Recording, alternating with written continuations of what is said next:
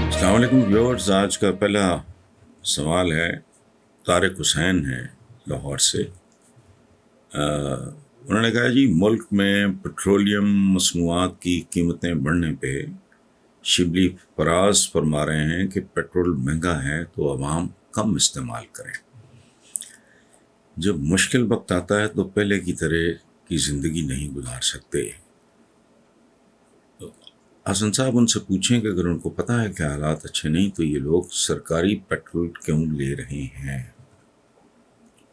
اگر ایک دہاڑی دار اپنا پیٹرول خود خرید رہا ہے تو سرکاری افسران کیوں نہیں؟ پہلے یہ سب اپنی منجی تھلے ڈانگ پھیریں۔ طارق حسین صاحب، آپ نے جس طرح کی بات کی ہے، میں سچی بات ہے میں کنفیوز ہو گیا ہوں۔ مجھے سمجھ نہیں آ رہی کہ اس کو میں سپورٹ کروں یا اپوز کروں یا دونوں کام کروں، سپورٹ بھی کروں آپ کو اور اپوز بھی کروں۔ پہلی بات تو یہ ہے کہ ایڈوائز ان کی غلط نہیں ہے۔ آتے ہیں قوم پہ وقت آتے ہیں، لیکن اگر واقعی قوم ہو، سیکنڈ ورلڈ وار میں جب راشننگ ہوئی، انگلینڈ میں انڈا ترک کر دیا گیا۔ یہ جو انہوں نے فیصلہ کیا تھا، اس کا اطلاق ہندوستان پہ نہیں ہوتا، یہاں بھی گورے تھے، گوروں نے خود ترک کر دیا کہ اگر وہاں ہمارے ہم وطن۔ اچھا، اس میں یہ ہے کہ میں ذاتی طور پہ جانتا ہوں، میں کوئی مریخ سے تو نہیں آیا، آپ بھی جانتے ہوں گے کہ ہمارے ہاں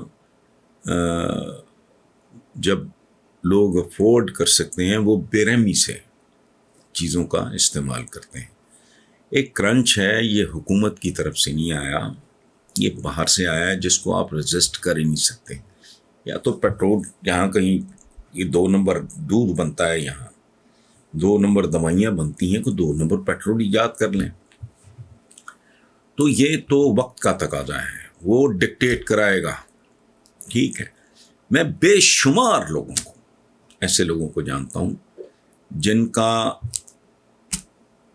50% نہیں تو کم از کم 1/4 ان کا جو گھومنا پھرنا ہے نا، وہ بالکل بیکار ہوتا ہے۔ اچھا، شادیوں پہ پورے ریوڑ اکٹھے کر لیں گے، بے تحاشا اندھا دھند وہاں خرچ کریں گے۔ کسی بندے کو یہ خیال نہیں آتا کہ یار میں کیا آپ کو بتاؤں، PCSIR میں ہمارے ادھر ڈاؤن میں وہ فیسلٹی ہے ریزیڈنٹس کے لیے کہ وہ پیسے دے کے وہ پورا وہاں مارکیز لگ جاتی ہیں۔ وہ میں جب وہاں دیکھتا ہوں نا، بڑے ہیوج سیٹس لگے ہوئے، وہ مجھے دکھ ہوتا ہے۔ سچی بات ہے کہ بندہ سوچتا ہے کہ اچھا ایک صاف ستھرا خوبصورت ارینجمنٹ ہو، آپ کے اگر بیٹے کی شادی ہے، بیٹی کی شادی ہے تو سیلیبریٹ کریں اس کو خوبصورتی سے اور وقار سے، اس میں اسراف نہ ہو۔ حضور کا حکم ہے زندگی میں اسراف اور فضول خرچی شدید ناپسند کی گئی، تو اس میں اگر تھوڑی احتیاط کر لی جائے، مشورہ ان کا برا نہیں۔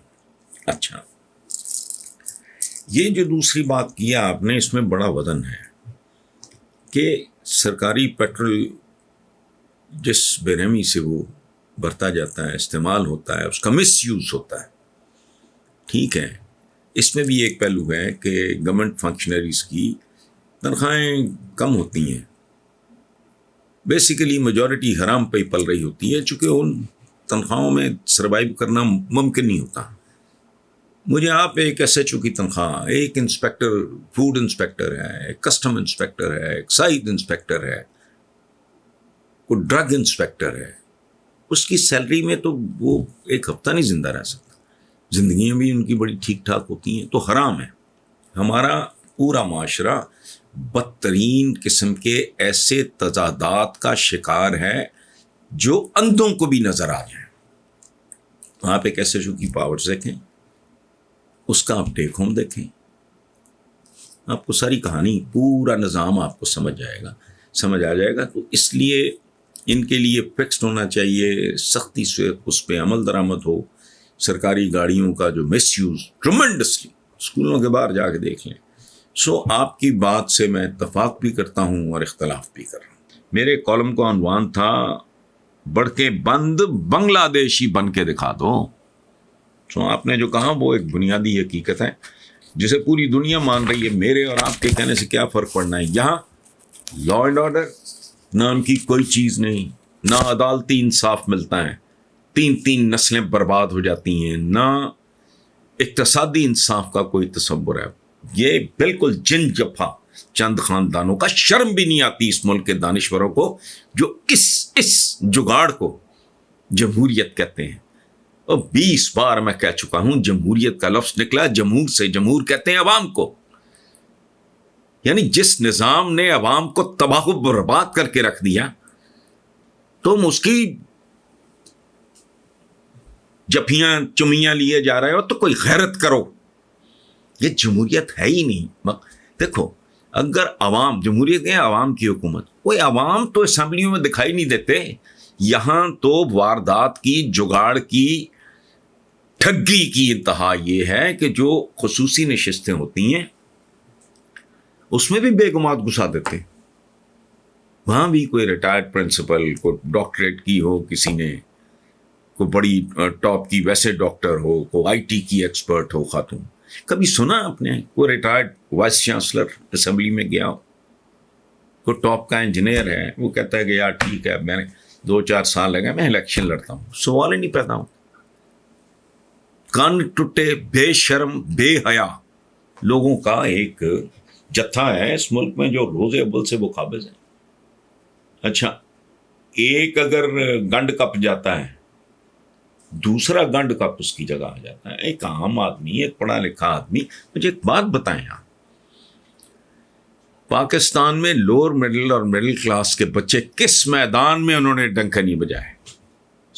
کھیلوں سے لے کے شاعری تک,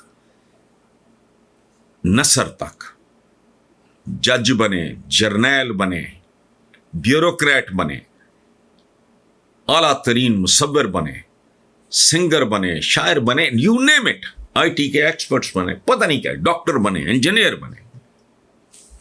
اسمبلی کا ممبر نہیں. اس کی وجہ ہے وہ رستہ ہی ایسا ہے جس پہ جانے کی اجازت یا تو کنٹٹے کو ملتی ہے یا وہ جو کنٹٹا بن جائے, پیدائشی طور پہ کنٹٹا نہ بھی ہو, وارداتیں کرے, پیسہ پوسا اکٹھا کرے, بے شرمی بے حیائی کا سٹاک ہو, پہنچ جاؤ, ختم.